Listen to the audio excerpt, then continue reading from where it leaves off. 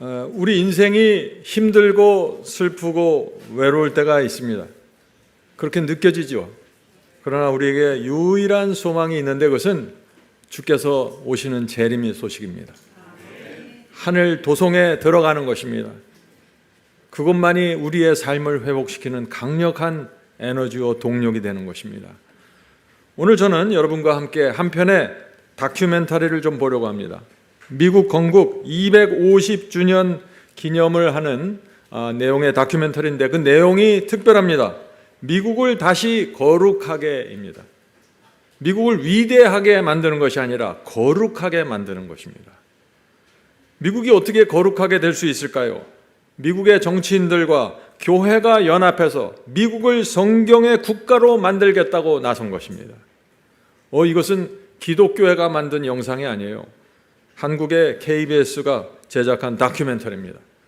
제가 이 영상을 보고 이 영상을 기반으로 해서 오늘 예언을 나누려고 합니다. 지난 7월 4일 미국 독립 250주년을 기념하는 불꽃이 하늘을 갈랐습니다. 250년 전에 미국은 신생국으로 아무도 살지 않았던 황폐한 땅에서 시작된 나라인데 지금 250년 만에 미국이 세계 최강대국이 되었다는 축하 파티를 저렇게 하고 있는 것입니다. 예언이 성취된 것입니다. 2026년 5월 17일 워싱턴에서도 특별한 또 행사가 이루어졌습니다. 리데디케이션 250. 이름이 무슨 뜻입니까? 미국을 재봉헌하겠다는 것입니다. 미국을 다시 하나님께 바치겠다는 것이에요. 250년 전에 청교도에 의해서 세워진 이 나라가 이제는 세속화돼서 무너져서 타락해서 이제 다시 미국을 성경의 나라, 하나님의 나라로 회복시키겠다고 나선 것입니다. 백악관의 이 재봉헌, 이 이름은 미국을 다시 하나님께 바친다는 뜻이죠. 백악관의 공식 행사에 열렸는데 9시간 동안 기도와 찬양의 시간을 나눴습니다. 생각해 보세요. 9시간 동안 공화당의 유력한 정치인들과 이 종교인들, 개신교인들, 천주교인들이 대거 참석해서 모였습니다. 그들이 원하는 것이 무엇입니까? 미국의 정치와 교회가 하나가 되기 원하는 것입니다. 그것만이 이 미국을 살릴 수 있는 유일한 방법이라고 지금 이들이 외치고 있는 것입니다. 이 다큐멘터리 영상을 보면 맨 마지막에 이런 질문을 던집니다. 신앙의 자유를 찾아 바다를 건넌 사람들이 세운 나라, 250년 전 과거의 다짐이 혹시 흔들리고 있는 것은 아닐까? 다큐멘터리 이 제작자는 놀라운 영상을 제작했지만은 자신이 무엇을 제작했는지 잘 모르는 것이에요. 이렇게 미국의 정치와 신앙, 교회가 하나로 연합할 때 이 지구에서 미국에서 어떤 일이 펼쳐질 것을 감히 상상도 하지 못하는 것이에요. 그러나 우리는 압니다. 이것이 무엇을 의미하는지. 지금 이 KBS 다큐멘터리는 요한계시록 13장의 예언이 성취되는 장면을 카메라로 담았던 것입니다. 제가 오늘 나누는 이 요한계시록 13장은 200년 전에 해석된 내용입니다. 200년 전에 펼쳐지고 해석된 예언입니다.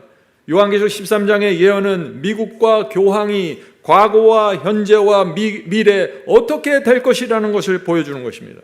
우리가 이것을 확인하면 어떻게 돼요?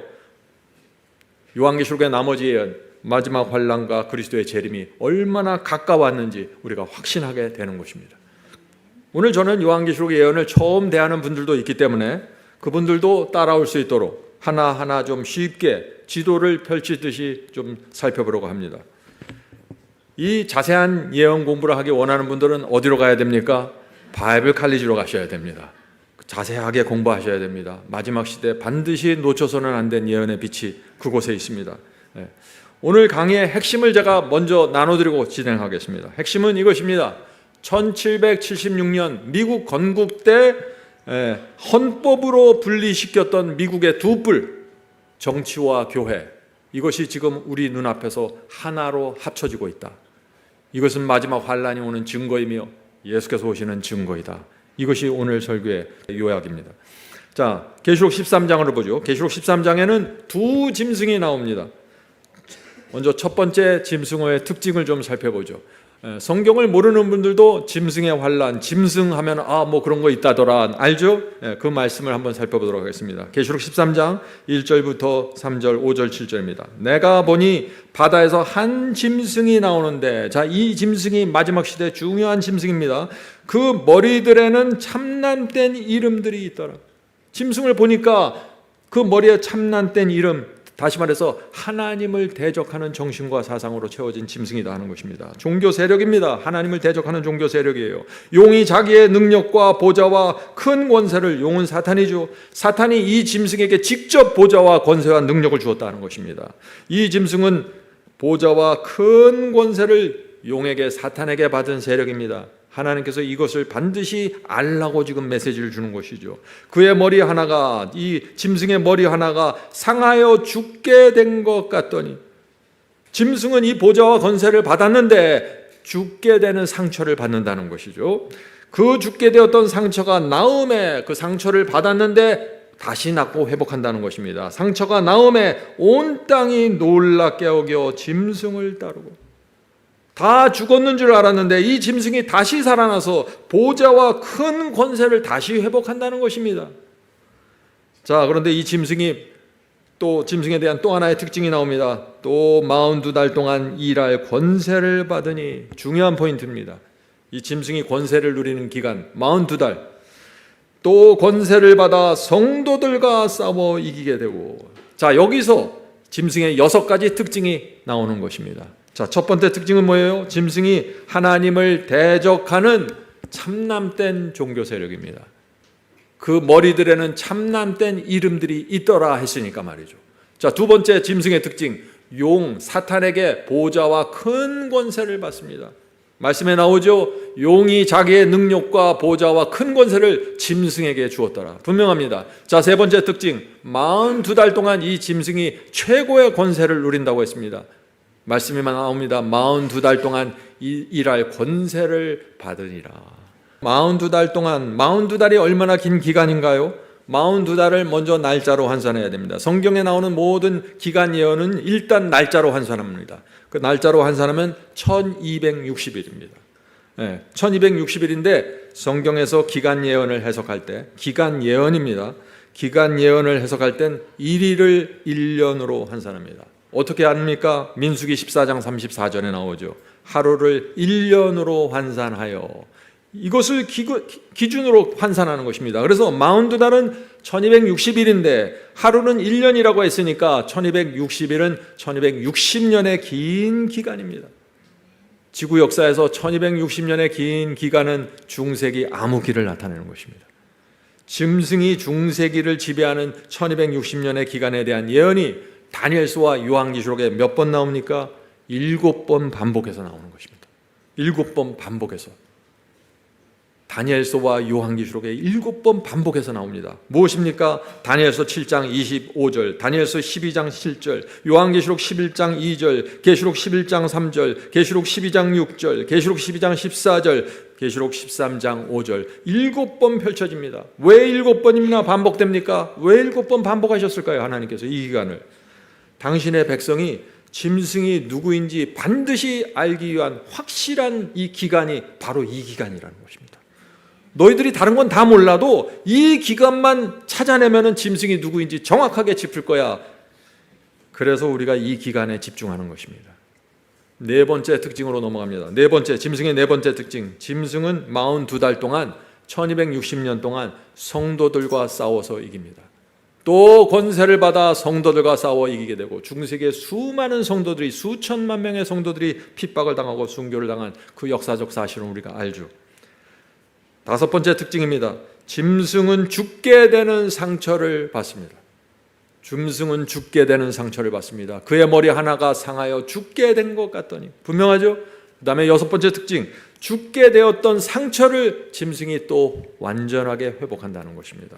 그 말씀이 나오죠. 그 죽게 되었던 상처가 나음에 온 땅이 놀랍게 여겨 짐승을 따르고. 이 여섯 가지 특징을 모두 만족시키는 이 짐승의 세력이 누구입니까? 하는 질문입니다. 누구인가요? 역사에서 단 하나의 세력밖에 없습니다. 찾아보세요. 이 6가지 특징을 다 충족시킬 사람들은 없어요. 어떤 사람들은 뭐 스탈린이라고, 어떤 사람은 히틀러라는데 6가지 조건 다 충족 못해요. 6가지 모두 충족시켜야 됩니다. 누굽니까? 이것을 최초로 밝혀낸 사람들이 종교개혁자들입니다. 그들은 이 짐승 6가지 특징을 모두 만족시키는 세력은 오직 교황권밖에 없다라고 선언한 것입니다. 자, 왜 이들이 이런 결론을 내렸을까요? 그 중에 하나의 문서가 이것입니다. 가톨릭의 공식 문서죠. 신부의 존엄성과 의무들이라는 그들의 교리책입니다. 이 12권 27페이지에 이렇게 기록되어 있습니다. 하나님 자신도 신부, 천주교 신부들이 용서해 주거나 용서하기를 거절하는 사제들의 판단에 따라서 행하시며, 사제들이 판단해야 하나님께서도 판단하신다는 거예요. 엄청난 얘기를 하는 것입니다. 신부들의 선언이 선제된 후에야 하나님께서 그것에 의하여 판단하신다. 자, 인포드라는 책입니다. 151페이지입니다. 교황은 그의 권세가 사람에게서가 아니라 하나님에게서 온 것이기 때문에 하나님의 율법을 수정할 수 있고, 바로 이들이 이렇게 믿고 있기 때문에 바티칸과 교황이 하나님의 십계명과 계명과 법을 마음대로 고칠 수 있었던 것이죠. 땅 위의 대리자로서 그는 그의 양들을 메고 푸는 가장 큰 권세를 가지고 활동한다. 성도 여러분, 이것이 종교 개혁자들이 천주교의 사상과 천주교의 사상과 그들의 가르침을 놓고 이들이 중세기의 짐승이고 이들이 다니엘 7장의 작은 불이라고 선언했던 것입니다. 종교 개혁자들만 이렇게 했을까요? 종교 개혁자들만 이렇게 한 것이 아니에요. 종교 개혁자들에 의해서 세워진 거의 모든 개신교 교파들이 이 종교 개혁자들의 가르침을 그대로 받았습니다. 거의 모든 개신교 주요 교단들이 그들의 그 공식적인 신앙 고백서에서 요한계시록 13장에 나오는 짐승 이퀄 교황권이라는 이 해석을 명시적으로 다 받았어요. 자, 오늘 그것을 보겠습니다. 그 리스트를 여러분에게 제가 알려드리겠습니다. 성공회 있죠? 성공회의 아일랜드 신앙 고백서가 있습니다. 성공회의 최고 교리 문답집입니다. 1615년에 했는데 여기서도 교황을 짐승으로 지목합니다. 루터교의 슈말칼트 조항이 있습니다. 마르틴 루터가 직접 작성한 루터교 최고의 교리집이죠. 여기서도 짐승 이퀄 교황권입니다. 장로교의 최고의 교리집 웨스트민스터 신앙 고백서가 있습니다. 여기서도 교황 이퀄 짐승입니다. 회중교회 사보이 선언이 있습니다. 최고 수준의 교리집이죠. 여기서도 마찬가지입니다. 침례교회가 갖고 있는 런던 침례교회 신앙 고백서가 있습니다. 아주 너무나 잘 알려진 교리집이죠. 여기서도 짐승, 계시록 13장의 짐승은 교황이라고 지목하고 있습니다. 감리교회 마찬가지입니다. 요한 웨슬러의 요한계시록 주석집을 보면은 1755년에 짐승은 교황이라고 지목한 해석이 있던 것입니다. 성도 여러분, 이 6개의 공식 문서 모두 로마 교황이야말로 요한계시록 13장에 나오는 짐승이라고 규정했고, 다니엘서 7장에 나오는 작은 뿔, 데살로니가 후서 2장에 나온 죄의 사람을 모두 교황이라고 지목하고 있는 것입니다. 성도 여러분, 이것은 제 개인의 해석이 아니라는 것입니다. 오늘 말씀을 듣는 분들 중에 장로교회에 다니는 분들, 감리교회에 다니는 분들이 있을 것입니다. 이것들은 남의 이야기가 아니라 바로 여러분의 조상들의 이야기라는 것입니다. 종교 개혁자들이 요한계시록 13장의 예언을 이렇게 해석했기 때문에 개신교회가 태어난 것입니다. 수많은 사람들이 천주교에 나와서 개신교인이 된 것입니다. 요한계시록 13장의 해석 때문에 말이죠. 그리고 개신교회는 수백 년 동안 짐승 이퀄 교황이라는 가르침을 수백 년 동안 가르치면서 왔어요. 놀라운 사실은 그것이 지금 거의 다 사라져버렸다는 것이죠. 놀라운 사실은 종교 개혁자들이 세웠고 개신교회가 수백 년 동안 가르친 예언 그대로 성취되어 왔다는 것입니다. 그러나 개신교회는 이것을 또 놓쳐버린 것이에요. 그래서 우리가 오늘 16세기에 나온 이 예언 해석이 어떻게 현실 속에서 역사 속에서 성취되었는지 오늘 우리가 살펴보는 것입니다. 하나님의 예언 그대로 짐승은 죽게 되었고 1260년이 되는 그 해에 무너졌고 상처를 잃어버리고 권세를 잃어버렸습니다. 서기 538년에 교황의 권세가 세워졌습니다. 그리고 1260년 동안 중세기에 계속 지속이 되었습니다. 이 1260년 기간이 차면서 1798년 때 되면서 아무도 상상하지도 못한 일들이 생겼어요. 그때 어떤 일이 생겼습니까? 짐승이 지배한 중세기 암흑기의 권세가 완전히 무너져 버린 것입니다. 상상하지 못한 일들이 생겼어요. 그러면서 요한계시록 13장 3절의 예언이 성취된 것입니다. 그의 머리 하나가 상하여 죽게 된 것 같더니. 이 예언이 이루어지기 전에 종교 개혁자들이 예언 해석을 해놓았다는 것이에요. 그리고 이 중세기에 나타나는 이 작은 뿔과 짐승은 교황이다, 42달 동안 가다가 무너질 것이다 해석했는데 1798년 그해 그대로 무너져 버린 것입니다. 이것이 예언의 무서움입니다. 나폴레옹의 군대가 그 해가 되자 로마에 진군하여 교황 피우스 6세를 사로잡아 프랑스에 압송해갔고 교황은 유배지에서 숨을 거뒀습니다. 그러면서 바티칸의 땅과 재산이 몰수되었습니다. 교황의 권세는 죽은 것처럼 보였고 계시록 13장에 나오는 이 첫 번째 짐승에 대한 예언이 정확하게 성취되었습니다. 성도 여러분, 그 당시에 이 예언을 붙잡고 있던 종교 개혁자들과 그 후예들이 그 마음속에 놀라운 확신으로 들어간 것입니다. 그래서 개신교회가 세워질 수밖에 없었던 것이에요. 수백 년 동안 개신교의 등불로 지켜왔던 이 짐승에 대한 예언이 20세기가 들어오면서 무너져간 것입니다. 사라져간 것입니다. 각 교파에서 사라지기 시작했어요. 자, 이제 우리가 요한계시록 13장의 두 번째 짐승을 봅니다. 요한계시록에 두 짐승이 나온다 그랬죠. 첫 번째 짐승입니다. 교황입니다. 이제 두 번째 짐승이 누구인가를 살펴보겠습니다. 두 번째 짐승은 언제 나타나나? 첫 번째 짐승이 죽게 되는 상처를 받을 그 무렵에 나타난다는 것이 요한계시록의 예언이에요. 요한계시록 13장 11절 보겠습니다. 내가 몸에 또 다른 짐승, 두 번째 짐승이 땅에서 올라오니 어린 양같이 두 뿔이 있고. 자, 이 두 번째 짐승은 처음 올라오는데 첫 번째 짐승하고 성격이 완전히 다릅니다. 첫 번째 짐승은 참난된 이름으로 성도들을 이기면서 나타나는데 이 두 번째 짐승은 특징이 뭐예요? 어린 양 같습니다. 그런데 두 뿔이 있다고 그랬어요. 그런데 이 어린 양이 나중에 용처럼 말하더라. 이것이 두 번째 짐승에 대한 예언입니다. 둘째 짐승의 얼굴이 누구의 얼굴이에요? 어린 양의 얼굴입니다. 성경에서 어린 양은 무엇을 상징할까요? 그리스도를 상징하지 않습니까? 둘째 짐승은 기독교 신앙의 선한 얼굴을 갖고 올라오는 나라입니다. 그런데 이 둘째 짐승이 언제 나타난다고 했습니까? 첫째 짐승이 죽게 된 상처를 받고 무너지는 바로 그 시점에 나타난다. 이것을 말하고 있는 것이에요. 자, 그러면 여기서 우리가 중요한 질문을 드려야죠. 둘째 짐승의 정체를 밝히는 질문입니다. 교황과 바티칸이 첫째 짐승이 1798년 나폴레옹 장군에 의해서 무너졌습니다. 1798년 무렵 기독교 신앙, 어린 양의 신앙을 품고 새롭게 나타나는 이 두 번째 짐승은 어느 나라입니까? 하는 질문입니다. 그러면 1798년 쪽으로 들어가서 그때 새롭게 나타나는 나라가 무슨 나라인가? 기독교 정신이 갖고 올라오는 나라가 무슨 나라인가? 살펴보면 되겠죠. 그 나라는 하나밖에 없어요. 어느 나라입니까? 미국입니다. 1776년에 건국이 되었습니다. 이 나라는 어린 양의 정신, 청교도의 정신으로 올라온 나라입니다. 다르게 해석할 여지가 전혀 없는 것이죠. 놀라운 것은요, 이 미국에 대한 예언을 누가 가장 먼저 해석하기 시작했는가? 감리교회를 세운 요한 웨슬러가 기초를 놓았다는 것입니다. 자, 우리가 그 기록을 보겠습니다. 1755년 미국이 나타나기 전이죠. 교황권이 무너지기 전입니다. 이때 요한계시록가 그 자신의 요한계시록 해석집에 이렇게 주석을 달았습니다. 어린 양 같은 두 번째 짐승이 아직 이르지 아니하였지만 그러나 올 날이 결코 멀지 않았다. 그는 첫 번째 짐승 교황의 42달 기간이 끝나는 시간에 나타날 것이기 때문이다. 얼마나 놀랍습니까? 이것이 성경 예언의 해석의 위대함입니다. 이 글이 언제 기록되었다고 했어요? 1755년에 기록된 것입니다.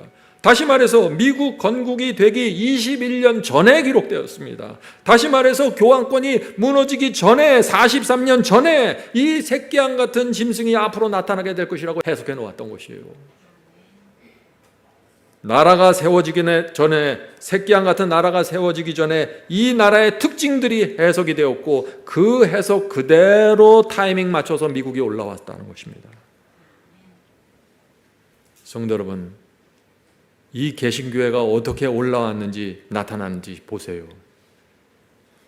미국은 유럽에서 교황에게 핍박당하던 개신교인들에 의해서 세워진 나라입니다. 그들이 핍박을 피해서 대서양을 건너와서 세운 나라가 미국입니다. 그래서 이 나라는 처음부터 어린 양의 정신, 기독교 정신으로 세워지게 된 것이에요. 그런데 하나님께서는 이것을 역사보다 빠르게, 이 세상 어떤 뉴스보다 빠르게 서기 1세기에 사도 요한을 통해서 예언해 놓았던 것입니다. 이것이 예언의 힘입니다. 성도 여러분, 여러분이 지금 모시고 믿고 있는 하나님이 어떤 분인지 정확하게 보세요. 예언을 보면은 하나님 앞에 굴복하고 자기의 모든 자아를 내려놓게 되는 것입니다. 200년 전에 미국이 어떤 나라입니까? 이 나라는 처음부터 미국에서 교황의 핍박을 피해서 온 나라이기 때문에 반교황주의, 반천주교회주의가 팽배했던 나라입니다. 그들은 청교도 정신이 충만한 국가였습니다. 자, 이 화면을 보세요. 이 화면을 보면은 이것이 미국의 뿌리입니다. 이들이 1620년 메이플라워 배를 타고 이렇게 넘어온 것입니다. 유럽의 핍박과 탄압을 피해서, 교황의 핍박을 피해서 신앙의 자유를 찾아보겠다고 대서양을 건넜습니다. 배 밑칸에서 동물과 사람들이 섞여서 멀미와 배멀미를 하면서 죽음을 견디면서 이 배를 탄 사람들의 절반만 살아서 대륙에 도착했습니다. 50%가 다 사망한 것입니다. 엄청난 값을 치불하고 양심의 자유를 위해서 미국 땅을 찾은 것입니다. 그들이 목숨을 바꾸면서 얻은 것이 무엇인가요? 양심대로 하나님께 예배할 자유를 찾아온 것입니다. 그것이 미국의 시작점이었다는 것입니다. 성도 여러분, 그들의 기억 속에 유럽의 피가 있었고 순교가 있었다는 것입니다. 이들은 유럽에서 엄청난 피를 흘리고 순교를 당한 다음에 미국으로 건너온 사람들이에요. 유럽에서 그들의 조상들은 다른 교리를 믿는다는 이유 하나만으로 수많은 사람들이 순교를 당했습니다. 유아 세례는 잘못되었다. 스스로 신앙을 고백할 수 있는 사람이 침례받아야 된다. 유아 세례는 잘못되었다. 자유의지와 이성과 스스로 신앙을 고백하는 사람만 침례받을 수 있다는 것을 믿었던 제세례파 교인들이 수없이 죽었습니다. 너희는 침례를 좋아하니 물에 넣어주겠다고 조랑하면서 물에 잠겨서 죽여버렸어요.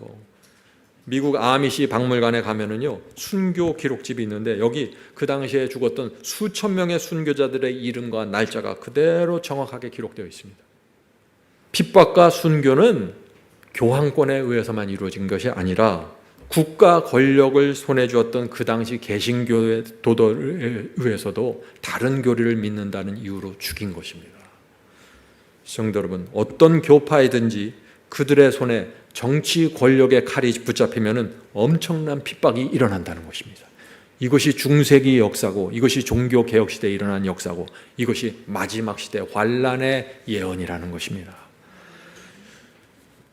자, 유럽에서 신대륙으로 도피했던 이 미국 사람들이 만약 그들의 신앙에, 그들의 교회에 국가 권력의 칼을 잡으면 어떻게 될까요? 엄청난 일이 생긴다는 것을 이들은 몸으로 알고 있었던 사람들입니다. 그것이 미국의 시작점이었습니다. 그런데 지금 미국을 다시 거룩하게라는 운동을 하는 사람들이 다시 그것을 돌아가려고 하는 것이에요. 옛날 중세기로, 옛날 자신들을 핍박했던 그들의 사상으로 돌아가려고 지금 움직이고 있는 것이에요. 처음에 미국을 건국한 사람들은요, 인류 역사에 없던 나라가 세워진 것입니다. 그 당시까지 모든 이 세상의 나라들은 왕권이에요. 그런데 이들은 왕권을 거절했습니다. 그들은 이렇게 새로운 나라를 설계한 것입니다. 설계는 이것이에요. 국가는 어떤 교회도 세우지 않는다. 국가는 어떤 신앙도 강요하지 않는다. 국가와 종교는 분리되어야 한다. 국가와 신앙을 분리시킨 것입니다. 이것이 어린 양에게 있는 두 뿔입니다. 그래서 땅에서 올라온 어린 양에 두 뿔이 있었던 것입니다. 요한계시록 13장 11절을 다시 읽겠습니다. 또 다른 짐승이 땅에서 올라오니 미국이 새끼양같이 올라오니 두 뿔이 있고, 예언에서 뿔은 세력입니다. 두 세력이 분리된 채 올라왔다는 것이에요. 그 두 세력이 뭡니까? 정치 세력과 종교 세력입니다. 미국 사람들은 이 정치와 종교, 정치와 교회는 반드시 분리해야 된다. 그래야 핍박이 다시는 이 땅에서 생기지 않는다. 이 정신을 갖고 미국을 세운 것이에요. 그래서 미국의 공화주의 정치 세력과 개신교 세력의 두 뿔이 분리된 채 세워졌다. 미국을 건국한 사람들은요, 의도적으로 이 두 뿔을 분리시켰던 것입니다. 이해가 되십니까? 정치는 종교적 양심을 건드리지 않는다. 교회는 국가의 칼을 잡지 않는다. 이 사상으로 이 미국을 세운 것이에요. 이 두 뿔의 분리가 미국을 위대하게 만든 것입니다. 이 세상의 모든 신앙인들은 자유를, 신앙적인 양심의 자유를 위해서 미국으로 다 이민 온 것입니다. 한국에 있던 많은 사람들도 신앙의 자유를 위해서 미국으로 이민 간 것입니다. 마라나타 193페이지 보겠습니다. 이것이 미국입니다. 하나님께서는 태양이 비추고 있는 다른 어떤 나라보다도 미국을 위해서 더 많이 역사하셨다. 성도 여러분, 지구 역사에 단 한 번도 발견되지 않았던 나라가 이 중세기가 끝나면서 1260년이 끝나면서 유럽의 핍박을 위해서 한 무리를 이 신대륙 아무도 살지 않은 땅을 발견케 하시고 이 땅으로 이주시켰어요. 하나님의 역사가 이루어진 것입니다. 엄청난 마지막 시대 예언을 성취시키기 위해서 미국이 탄생했다는 것입니다. 그래서 하나님께서 다른 어떤 나라보다도 미국을 위해서 더 많이 역사하셨다, 이렇게 기록하고 있는 것이에요. 하나님께서는 미국을 당신의 백성들을 위한 피난처, 신대륙으로 준비하셔서 양심이 지시하는 바에 따라서 하나님을 경배할 수 있게 하였다. 그 핵심이 뭔가? 미국의 건국은 두 뿔을 분리시키는 어린 양으로 세웠다는 것입니다. 그런데 이 두 뿔이 하나로 합쳐지고 있다는 것입니다. 요한계시록은 어린 양이 말세가 되면서 용처럼 말하더라라고 예언하고 있죠. 자, 그럼 여기서 질문을 해야 되는 것입니다. 중요한 질문입니다. 어린 양은 그렇다면 언제 용의 음성, 사탄의 음성을 내기 시작할까요? 어린 양, 새끼 양으로 올라왔는데 이 짐승이 언제 용의 음성을 내기 시작하는가? 이 질문입니다. 이 질문이 오늘 핵심이죠. 뭐예요? 분리되었던 두 뿔이 하나로 합쳐질 때입니다. 이해가 되시나요? 이것이 KBS 다큐멘터리의 핵심이었어요. 두 뿔이 합쳐지고 있다는 것을 지금 보여주고 있는 것입니다. 정치가 교회와 손잡고 교회의 교리를 법으로 만들고 예배법을 만들고 교회가 정치의 권력을 붙잡는 그날 두 뿔이 하나로 합쳐진다 하는 것입니다. 성도 여러분, 다시 말씀드리지만 미국은 건국된 이후 200년 동안 이 두 뿔이 분리된 채 살아왔습니다. 그러나 두 뿔이 합쳐지는 그날 어린 양의 입에서 용의 소리가 나오게 된다는 것입니다. 이해가 되시나요? 두려운 사실은 무엇인가? 드디어 그날이 왔다는 것입니다. 두 뿔이 합쳐지고 있는 것입니다. 하나님의 예언이 마지막으로 나타나고 있습니다. 징조가 이루어지고 있어요. 미국의 복음주의 개신교들이 많잖아요. 이분들이 미국 국가의 아주 종교적인 핵심을 갖고 있는 사람들이죠. 이분들이 무엇을 생각하는가? 미국의 모든 정치, 경제, 사회 시스템은 기독교 원리로 운영되어야 한다고 주장하기 시작한 것입니다. 그들의 주장은 기독교 민족주의라는 이름으로 나타나서 이 기독교 민족주의를 공화당이 또 미국의 정치 보수 세력들이 강력하게 지금 지지하고 있는 것이죠. 성도 여러분, 이것이 어떤 특정 소수의 움직임이 아니에요. 숫자로 제가 보여드릴게요. 미국의 퓨 리서치 센터가 최근 발표한 조사입니다. 교회가 사회 문제와 정치에 직접 개입하고 앞장서기를 원하는 미국인들의 퍼센티지가 몇 퍼센트예요? 31%나 될 것이에요. 15년 만에 가장 높은 수치가 나온 것입니다. 어떻게 이 종전의 미국에서는 이런 일은 상상할 수도 없어요. 아니, 자유인데 어떻게 교회가 정치를 해? 이건 있을 수 없는 일이에요. 그런데 미국에서 이런 지금 통계가 나오고 있는 것이에요. 왜 그래요? 왜 그래요? 미국 사람들이 화가 난 것입니다. 왜요? 미국이 범죄와 마약과 동성연애와 이용, 가정들이 무너지면서 엄청난 이 미국이 무너지는, 도덕이 무너지는 상태가 된 것입니다. 그래서 화가 나기 때문에 이제는 교회가 이 문제를 해결하고 나서야 된다, 이 주장이 나오기 시작한 것이에요. 두 뿔이 합쳐지는 것입니다. 이것이. 그래서 미국의 백인들입니다. 미국은 백인 중심으로 움직이는 사회죠. 백인 복음주의 개신교인이 10명 중 9명이 교회가 정치, 사회적으로 역할을 해주길 요구하고 있습니다. 이것이 무서운 것이에요. 무슨 뜻인가요? 이게 교회는 정치의 힘을 지금 원하고 있습니다. 교회는 정치의 힘을 빌려서 자신들이 믿는 신앙과 교리를 미국에 전파하기 원하는 것이에요. 또 정치인들은 그것을 보면서 그들의 표를 가져오기 원하는 것입니다. 그래서 정치는 교회의 표를 원하는 이것이 서로의 양자가 이익이 맞물려서 돌아가는 거예요, 지금. 예, 이것이 뭐예요? 두 뿔이 서로 손을 내밀어 붙잡고 있는 그 모습입니다. 자, 그렇다면은 미국 정치인들의 모습을 보죠. 미국의 정치인이 교회의 요구에 대해서 어떻게 반응하고 있는가, 이것을 우리가 살펴보는 것입니다. 첫째, 미국 대통령, 트럼프 대통령이 만든 것이요. 대통령 직속으로 종교자유위원회가 세워졌습니다. 백악관에서 이걸 만든 것이에요. 이건 놀라운 얘기 아닙니까? 두 뿔이 분리된, 헌법상으로는 분리해요, 여전히. 근데 이것을 무시하고 지금 막 밀고 들어오는 거예요. 종교자유위원회가 세워졌어요. 2025년 5월에 트럼프 대통령이 대통령령으로 종교자유위원회를 설치했습니다. 이 위원회가 내놓은 핵심 보고서의 내용이 무엇인가? 한마디로 이것입니다. 교회와 국가 사이에 다리를 놓자는 것입니다. 더 이상 분리시키지 말고 이젠 다리를 놓아서 하나로 연결시키자. 이것이 지금 핵심 주제가 되는 것이에요. 그리고 이 종교위원회 위원장 댄 패트릭이 공개적으로 말했습니다. 정치와 종교 분리라는 문구로 미국인들이 더 이상 공격받아서는 안 된다. 지금 하나님을 믿는 사람들이 공격을 받고 있다는 것이에요. 미국 사람들이. 아이들 자녀 교육이나 크리스마스도 마음대로 메리 크리스마스 못하고 있잖아요. 지금 이 미국의 법에 의해서. 이제 더 이상 우리는 그런 피해를 받을 수 없다. 그런 공격은 이제 더 이상 허용하지 않겠다. 지금 이 정신으로 들어가는 거죠.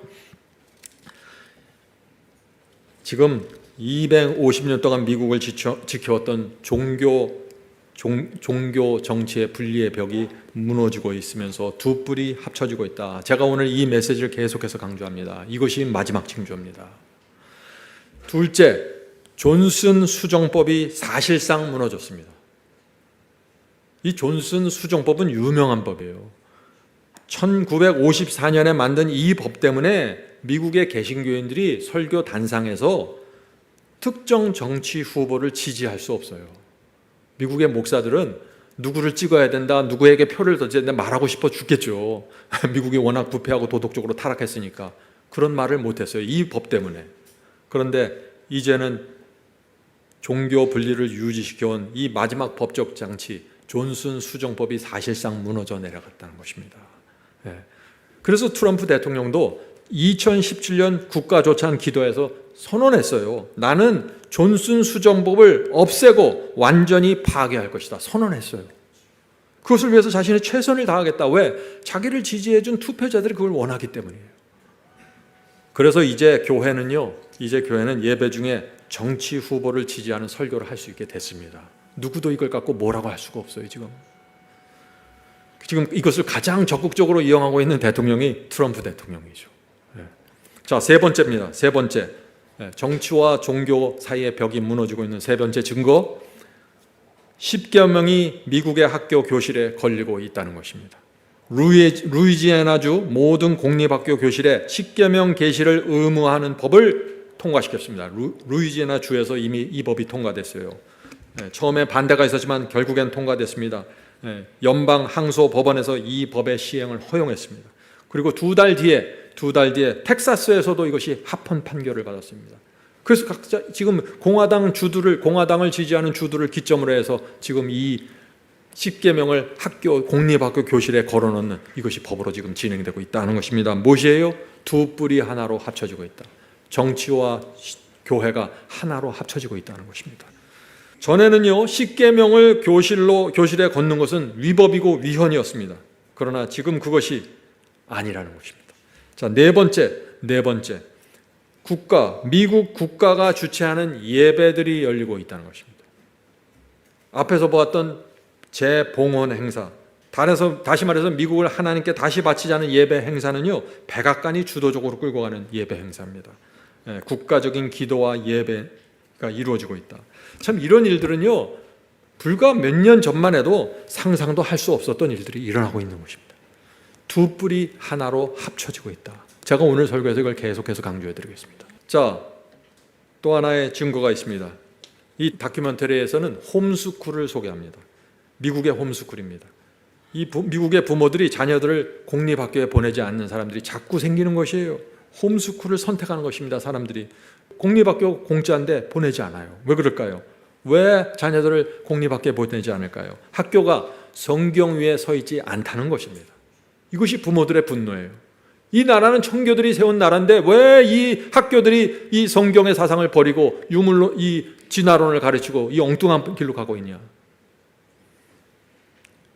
그래서 미국의 홈스쿨들을 이 신실한 미국의 그리스도인들을 중심으로서 나타나고 있다는 것입니다. 또 백악관에서 그 250년 재봉헌의 예배 때도 눈물을 흘리면서 기도했던 그 사람들이 왜 그렇게 간절하게 기도할까요? 눈물을 흘리면서. 미국이 너무나 타락했기 때문에 이제는 성경 위에 세워야 한다고 요구하고 있는 것입니다. 이들의 주장을 누가 막을 수 있을까요? 너무나 아름답게 보이는 주장 아니에요? 여러분들이 미국의 현실을 잘 이해해야 됩니다. 해마다 수만 명이 마약으로 죽는 나라가 미국입니다. 학교에 총들을 들고 오는 학생들이 생기고 있습니다. 마약이 학교 내에서, 학교 주변에서 거래되고 있습니다. 수많은 가정들이 이혼으로 무너지고 있고, 아이들은 자기가 여자인지 남자인지 성 전체성이 혼돈이 돼서 깊은 어둠 속에 있습니다. 청소년들이 성전환 수술을 받는 숫자들이 계속해서 늘어나고 있습니다. 테슬라의 사장 일론 머스크도 그 자녀가 성전환 수술했잖아요. 그래서 그가 수년 동안 민주당을 지지했었는데 이제 갑자기 공화당으로 바꿔버렸어요. 그래서 많은 교회들과 부모들이 하나님께 돌아가야 된다고 외치고 있는 것입니다. 누가 이 외침에 대해서 비난할 수 있을까요? 명분이 너무나 분명한 것이에요. 그래서 무서운 것입니다. 이것이 사람들이 이해를 못해요. 이것을 반대하면은. 지금 미국 역사에서 가장 분명하게 교회가 정치와 손을 잡아야 된다는 명분이 세워지고 있다는 것입니다. 성도 여러분, 이것이 사탄의 미혹이에요. 사탄의 미혹은 항상 아름답게 이루어집니다. 도덕적 회복이라는 명분, 가정 회복이라는 명분, 성 정체성을 회복해야 된다는 명분, 범죄를 낮춰야 된다는 명분, 누구도 반대할 수 없는 선한 명분을 내세워서 지금 무엇을 요구하고 있습니까? 교회와 정치가 하나로 연합해야 된다는 것을 지금 주장하고 있다는 것입니다. 이것이 짐승의 우상이 세워지는 그 장면입니다. 성도 여러분, 앞으로 이것이 세워지면 어떤 일이 생길까요? 중세기에 일어났던 미혹과 핍박, 청교도들이 유럽에서 당했던, 개신교인들이 당했던 그 핍박과 압박이 미국 땅에서 세워지게 될 것입니다. 자, 지금부터 140년 전에 기록된 이 예언 해석을 보세요. 앞으로 미국이 이렇게 될 것이다 라는 이 해석이 140년 전에 이미 기록되었습니다. 미국에서는 일요일 예배를 법으로 강요함으로 사회의 도덕이 크게 개선될 것이라고 주장할 것이다. 그렇죠. 사회의 도덕이, 범죄가, 마약이 이 일요일을 법으로 세워서 예배를 드리는 법을 통과시켜야 미국 사회가 도덕적으로 안정해야 될 것이다. 이렇게 해석한 거예요. 요한계시록 13장을 140년 전에. 계속해서 읽겠습니다. 참과 거짓을 혼합시켜서 이것을 참된 것처럼 보이게 하는 것이 사탄의 계획이다. 수많은 그리스도인들이 이것을 아름답게 보고 넘어가게 될 것입니다. 자, 미국의 CPAC라는 단체가 있습니다. 미국 보수주의 정치 행동 단체입니다. 이것은 미국 보수적인 정치인들이 갖고 있는 아주 핵심적인 기관이죠. CPAC는 1974년 이후 해마다 열리는 미국 최대 보수 정치 행사입니다. 근데 이들의 현장을 가보면요, 이게 정치인들이 모여서 하는 건데 완전히 예배예요. 하나님께서 미국을 세우셨다는 구호가 쏟아져 나옵니다. 그리고 정치 집회인데도 불구하고 여기저기서 사람들이 모여서 기도합니다. 종교 집회 같은 분위기가 펼쳐지고 있는 것이에요. 수년 전부터 이 분위기가 완전히 바뀌어버렸어요. 이것이 미국의 두 뿔이 하나로 합쳐지면서 짐승의 우상이 세워지는 그 장면이라는 것입니다. 용의 소리를 내기 시작했다는 그 장면입니다. 여러분은 지금 지구 역사에서 가장 중요한 예언의 성취를 보고 있는 것입니다. 이것을 아셔야 돼요. 예언을 보면은요, 그 예언이 성취되고 있는 그 시대의 사람들은 대부분을 그것을 보지를 못했어요. 70주일 예언이 성취될 때도 그 당시에 살고 있던 유대인들이 전혀 그 예언의 성취가 뭔지는 몰랐습니다. 1260년에 예언이 성취될 때도 그 시대의 사람들은 정확하게 분단을 못했어요. 소수의 사람들이 그 예언을 해석하고 움직였던 것입니다. 마지막 때도 짐승, 이 두 뿔이 합쳐지는 예언, 짐승의 우상이 세워지는 이 예언을 눈앞에서 뉴스로 보도되고 있는데도 불구하고 거의 모든 사람들이 이거에 대한 진실을 보지 못하고 마음에 큰 감동과 확신으로 들어가지 못한다. 그래서 다 무너져 버린다. 이것을 제가 말하고 있는 것입니다.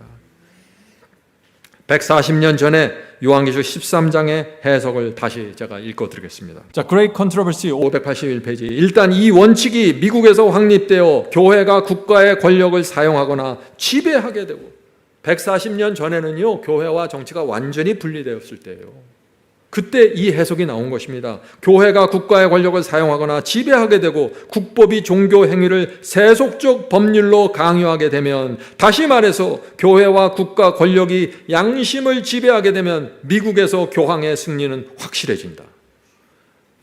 이 두 뿔이 합쳐질 때 교황에 승리하게 된다 하는 것입니다. 자, 이 예언을 요한계시록 13장이죠. 첫째 짐승과 둘째 짐승 연합이 될 때 첫째 짐승의 최종적인 승리가 확보된다는 것입니다. 자, 이것을 한 줄로 정리하면 이것이에요. 새끼 양의 두 뿔이 합쳐지고 있다. 어린 양의 입에서 용의 음성이 나오기 시작했다. 이 포인트를 잡아내는 사람들이 예언의 빛을 이해하고 있는 사람들이라는 것입니다. 성도 여러분, 우리 스스로에게 한번 질문을 해보죠. 만약 여러분이 지금 미국에 살고 있고 미국의 그런 정치적인 집회에 참여가 있다면 여러분들이 이것을 분별할 수 있을까요? 그 집회에 참여했던 모든 사람들이 마약과 범죄에 지친 부모들입니다. 이들이 모여서 정치와 종교를 하나로 합치는 법을 세워달라고 정치인들에게 요구하고 있고 박수를 치고 있는 것입니다. 여러분들이 그 자리에 있다면 이 예언이 이루어지고 있는 이 장면을 분별할 수 있을까요? 그것을 말하고 있는 것이에요. 이 분별은 저절로 되지 않습니다. 계시록의 말씀을 열어서 이 말씀을 하나하나 해석하면서 예언의 빛을 있는 그대로 받는 사람들만 분별할 수 있다. 그들이 바로 여자의 남은 자손입니다. 성도 여러분, 첫째 짐승만 보면 안 됩니다. 첫째 짐승과 둘째 짐승의 움직임을 같이 보아야 하는 것입니다. 그래야만 요한계시록 14장 예언의 전체를 꿰뚫어 볼 수 있는 것이죠. 야, 두 뿔이, 미국에서 이 두 뿔이 하나로 합쳐지고 있는 동안 저 대서양 너머 저 바티칸에서는 어떤 움직임이 있을까요? 이것이 첫째 짐승의 움직임을 파악하는 것이죠. 놀라운 일이 그쪽에서도 또 같이 생기고 있습니다. 자, 이제 또 살펴보죠. 1260년 암흑기가 끝나는 1798년, 그때 첫째 짐승 죽게 되는 상처를 받았습니다. 그러나 이 죽게 된 상처를 받은 짐승이 놀라운 모습으로 회복된다고 했습니다. 이 예언이 이루어졌습니까? 정말 교황과 바티칸이 상처를 받은 적이 있었고 이들이 놀라운 모습으로 회복되고 있나요? 예, 지난 수백 년 동안 우리는 이 예언의 성취를 확인했던 것입니다. 성도 여러분, 첫째 짐승과 둘째 짐승이 연합해서 한 몸으로 움직이는 날, 그날 요한계시록 13장의 마지막 예언의 그림이 완성되는 것입니다. 그 그림이 펼쳐지고 있는 것이에요. 그런데 그 그림의 마지막 장면에 뭐가 있어요? 요한계시록 13장 마지막 장면에 매매를 못하게 한다는 말씀이 나오잖아요. 자, 그 말씀 뭐죠? 요한계시록 13장 17절. 두 짐승이 연합해서 매매를 못하게 한다는 그 장면에 이렇게 기록되어 있습니다. 누구든지 이 표가 뭔가요? 짐승의 표죠. 이 표를 가진 자 외에는 매매를 못하게 하니. 어떻게 이런 일이 가능할까요? 어떻게 마음대로 매매하지 못하는 일이 가능할까요? 이것이 옛날에는 불가능했어요. 그런데 인공지능이 나오면서 이것이 가능해지기 시작했습니다. 왜요? 모든 시스템에 인공지능이 들어가고 있어요. 여러분들의 카드 사용, 여러분들의 이동 경영, 내비게이터, 검색, 무엇을 검색했냐, 이것이 초 단위로 다 스캔되고 있어요. 인공지능에 의해서. 여러분들의 다 어떤 사람인지를 알아요. 무슨 날이 되면 이 사람들은 아무것도 안 하고 그냥 집에서 뭐 안 하는구나, 물건도 안 사고 아무것도 안 하는구나, 다 알아요. 국가가 시민들의 매매를 컨트롤할 수 있고 막을 수 있는 준비가 되어가고 있다. 무엇을 통해서요? 인공지능에 의해서 말이죠. 이제 오늘 말씀을 좀 마치고 정리하도록 하겠습니다. 성도 여러분, 예수께서 이 시대의 그리스도인들에게 묻습니다. 이 질문을 던집니다. 이 질문은 옛날 유대인에게도 던졌던 질문인데 이 시대에도 똑같은 질문을 던지는 것입니다. 마태복음 16장 3절입니다. 마태복음 16장 3절. 너희가 날씨는 분별할 줄 알면서도 시대의 표적은 분별할 수 있는. 예수께서 유대인들에게 오셨어요. 70주야 예언을 정확하게 성취시키면서 구약 성경에 수백 가지의 예언을 성취시키면서 이 땅에 왔는데 유대인들을 알아보지 못했잖아요. 날씨는 분별하면서 시대의 표적을 분별하지 못했잖아요. 지금도 마찬가지입니다. 그 표적이 온 세상 뉴스를 통해서 보도되고 있습니다. 십계명이 미국의 교실에 걸리고 있어요. 백악관이 예배를 위해서 9시간, 10시간 예배 드리고 있습니다. 교회와 정치가 손을 붙잡고 있어요. 그리고 수많은 세상과 교회들이 이렇게 말합니다. 미국이 하나님께 돌아가고 있다. 미국을 성경 위에 세우는 놀라운 부흥이 지금 일어나고 있다. 이렇게 말하고 있어요. 다큐멘터리가 이것을 말하는 것입니다. 예언을 모르면 이것이 이렇게 아름답게 보이는 것이죠. 그러나 저와 여러분은 예언의 빛을 받은 사람들입니다. 어떤 예언을 빛을 받았어요? 우리가 연구해서 발견한 예언인가요? 아니에요. 16세기 종교개혁자들이 세운 예언의 빛입니다. 개신교회가 수백 년 동안 가르친 그 예언의 빛입니다. 그 예언의 빛이 정확하게 성취된 모습을 우리는 지난 수백 년의 역사를 통해서 확인한 것입니다. 베드로후서 1장 19절을 읽겠습니다. 베드로후서 1장 19절. 또 우리에게는 더 확실한 예언이 있어 어두운 데를 비추는 등불과 같으니 날이 새어 샛별이 너희 마음에 떠오르기까지 너희가 이것을 주의하는 것이 옳으니라. 성도 여러분, 예언을 공부하는 데서 끝나면 안 돼요. 그 예언이 우리 마음에 샛별처럼 떠올라야 돼요. 그래서 이 분명한 예언을 보면서 우리 마음에 소망과 확신을 갖고 우리의 인생을 재설계해 버리는 것이에요. 남은 인생을 내가 어떻게 살아야겠구나. 내 신앙과 성품과 인생은 어떻게 돼야 되는구나. 이것을 분명하게 재설계를 해야 되는 것입니다. 그것이 예언의 빛이 우리 마음에 샛별처럼 떠오르는 사람들의 과정이에요. 나는 짐승이 뭔지 압니다. 난 작은 불 다 알아요. 더 이상 공부할 게 없어요. 아무것도 모르는 것이죠. 샛별처럼 떠오르지 않는 것입니다. 우리는 이제 시대의 표적을 분별하면서 살아야 되는 시대로 들어왔습니다. 말씀의 빛을 들고 시대를 읽는 파수꾼 자리에 서야 됩니다. 여기서 우리가 어떻게 서야 될까요? 작은 감정, 작은 경제적인 문제, 작은 이런저런 시련들, 여기서 무너져요? 예언이 샛별처럼 세워지지 않은 사람들이에요.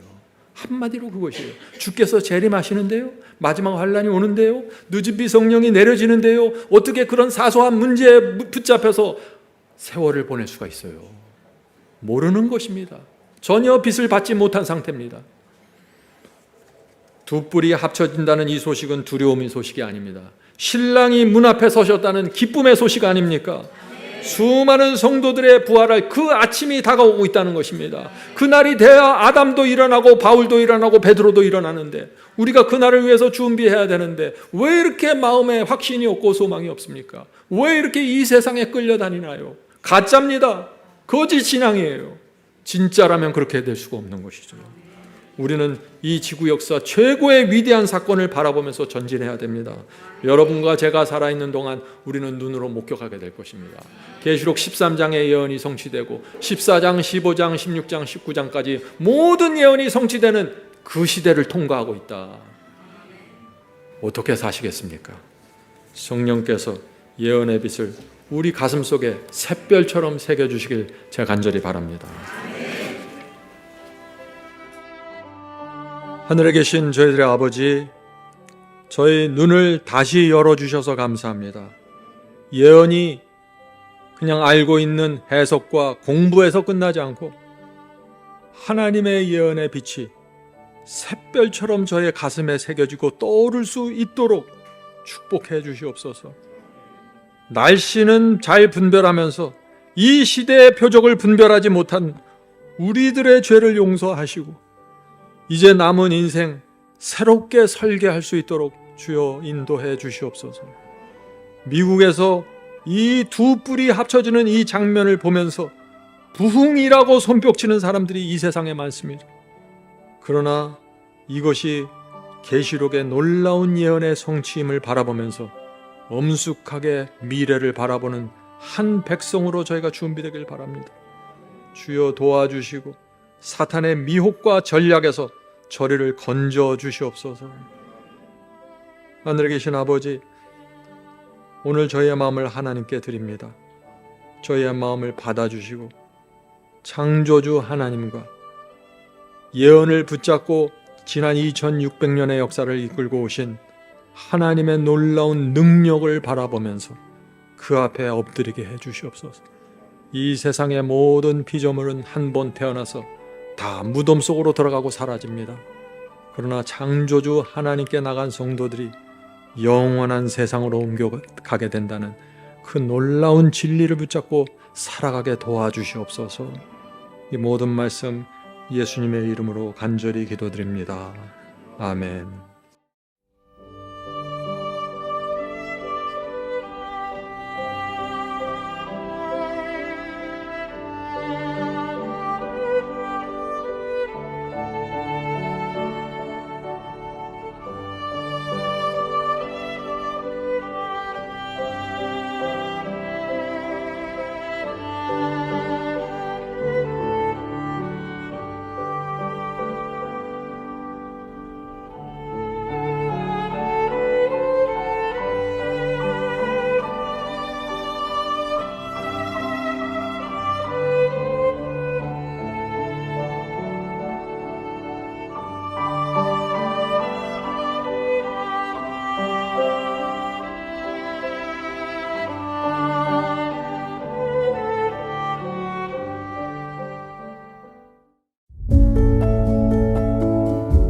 안녕하십니까? 마지막 사명은 시청자 여러분의 헌금으로 운영됩니다.